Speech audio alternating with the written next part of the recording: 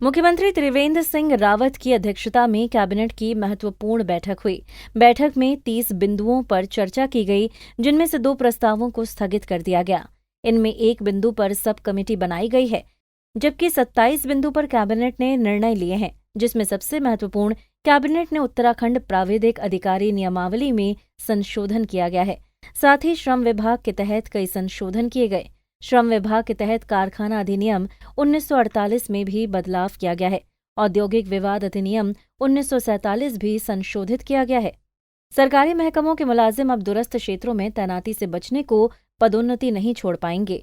पदोन्नति छोड़ने पर उनकी ज्येष्ठता तो जाएगी ही, तबादला भी तय है। बैठक में सरकारी सेवाओं में पदोन्नति छोड़ने की प्रवृत्ति हतोत्साहित करने और कार्मिकों को अनुशासित बनाए रखने के उद्देश्य से राज्याधीन सेवाओं में पदोन्नति का परित्याग नियमावली को मंजूरी दे दी।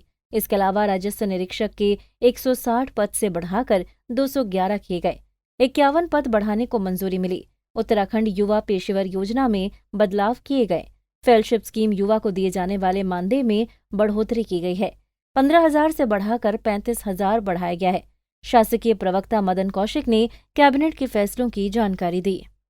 टोटल 30 प्रकरण आए हैं, जिसमें से 3 को अगली कैबिनेट के लिए डिफर किया गया है। एक में कमेटी बनी है जो छात्रवृत्ति छात्रों को दी जाती थी, उसके आधार पर एक कैबिनेट की समिति बनी है, जिसमें मैं हूँ, यशपाल आर्य जी और धन सिंह रावत जी हैं। आयुष और आयुष शिक्षा के अंतर्गत जो पहले भर्ती होती थी डॉक्टरी लोक सेवा के हटाकर अब उसमें उत्तराखंड चिकित्सा सेवा बोर्ड को दी गई है।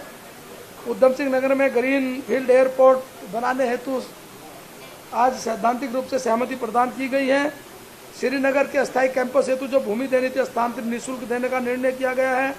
इसी प्रकार से हरिद्वार में एक हॉस्पिटल छोटा बनना है, मेडिकल कॉलेज पहले दे दी थी हमने जमीन, आज भूपतवाला में हॉस्पिटल के लिए भी निःशुल्क जमीन देने का निर्णय लिया गया है। महिला सशक्तिकरण में 2 निर्णय लिए गए हैं। इसी प्रकार से आवास विभाग के अंतर्गत जो पेट्रोल पंप इत्यादि में छूट देने का था उस विषय को किया गया है। इसी प्रकार से जो उस शिक्षा विभाग में जो अम्ब्रेला एक्ट था विश्वविद्यालय अध्यादेश 2020 उसको अनुमति दी गई है। तो ये प्रमुख मुद्दे थे जिनको आज यहाँ अनुमति प्रदान की गई। नमस्कार। इसके अलावा कई महत्वपूर्ण फैसलों पर मुहर लगी। एक अन्य महत्वपूर्ण फैसले में सरकारी विश्वविद्यालयों के लिए अपने अम्ब्रेला एक्ट को हरी झंडी दी गई।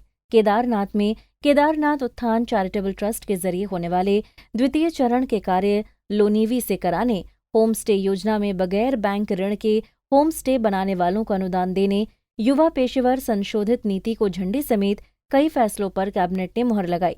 पंजाब केसरी टीवी के लिए देहरादून से कुलदीप रावत की रिपोर्ट।